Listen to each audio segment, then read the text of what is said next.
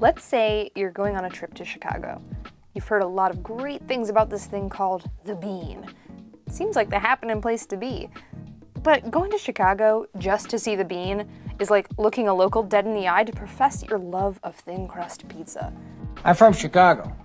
Thin crust pizza? No, thank you. I'm from Chicago. We love everything that's local and that's very authentic, that represents the local culture. Lizia Santos, CEO and co-founder of Citycatt.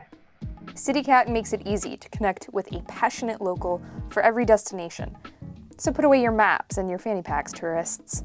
If you need a tailor-made experience, there's a cat for that.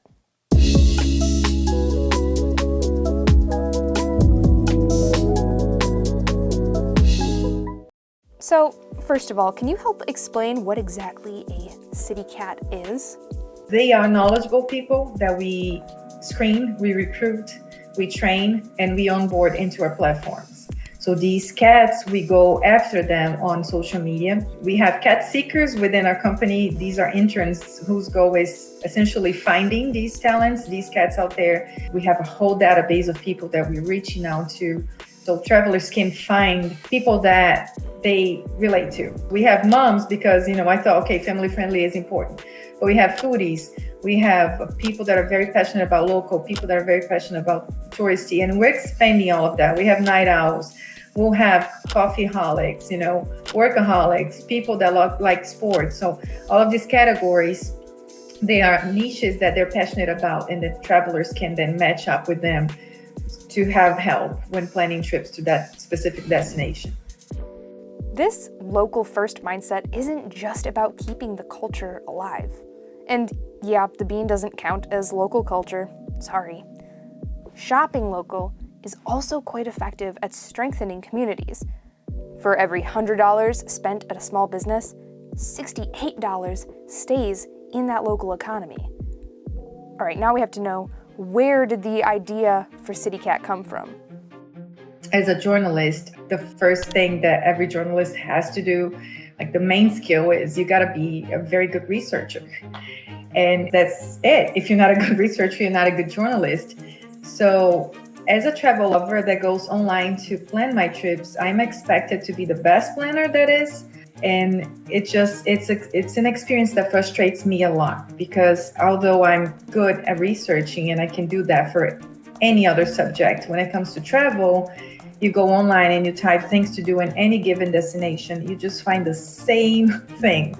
And when I do find something that says authentic, it's usually targeting younger millennials or Gen Zs that are adventurous. And that led me to think through, how can I solve that to myself first? And then I realized it's a problem for everybody else.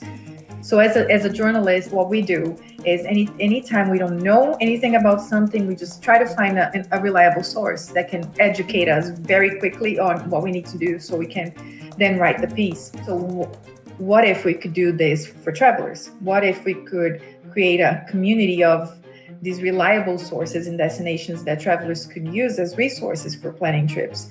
So I applied that very basic journalistic principle to a problem in hospitality. And that's where Citycatt came to be. That's what we are. We are in hospitality, but we joke within the team that we're not a travel company, actually. We are an out-of-the-box human resources company, plus a personalized media. And that follows that basic principles of being a safe, authentic, and personalized experience for anybody. What was an important moment in the early days of Citycatt? When I started Citycatt, they were any regular people that could go through the process and prove their knowledge. But when I found out about this one concept called scalability, that anybody starting a startup, if you haven't heard that yet, you will.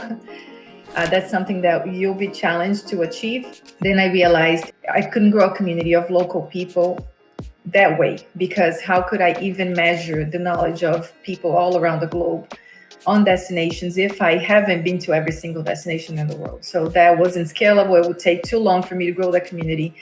And that's when I had the idea for actually making them influencers. That iteration was really important for us. So now they're reliable sources. They also have to be micro influencers.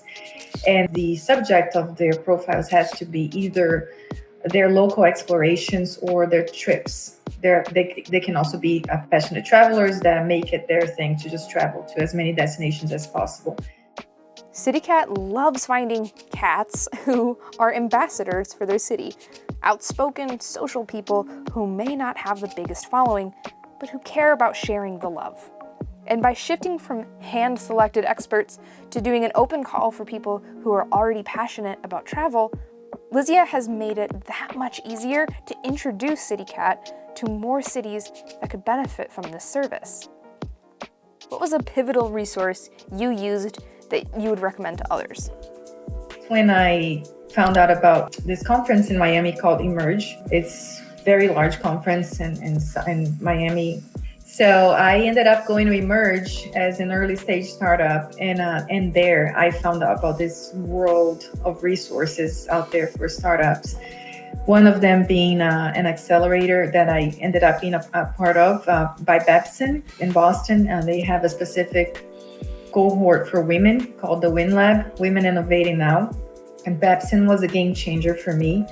Not having a business background, there was a lot that I didn't know. So Babson led me to think through, okay, you cannot rely on one single monetization avenue. You have to think through different ways to monetize. Startups, they're built to scale. How are you gonna scale that? So they led me to think that my biggest resource wasn't the money that I lost. I still had my biggest resource, which was myself and my hunger to keep fighting. That was my biggest resource. As long as I'm willing to keep trying, then I can still find ways to make it work, even without money. So that was a turning point for me. And that was really what made me survive up to this point. That's why I think it's amazing providing services, providing information through things like this, because you can help other founders get up from low points like this. What is some advice you can offer aspiring entrepreneurs? I would say don't overthink your product or your service. Be aware that that's going to change. What you really have to be mindful about is the problem that you're solving. Is that a real pain point for enough people that it justifies you starting that business? If yes, then you're already halfway through it. If you obsess about that, then the rest will follow. And that's one thing that I think you should obsess on. It's the product, the pain point. If you know what kind of company and vision you have in mind, if you're thinking like 10 steps ahead and you know what it is that you want to get to, you will attract the right people.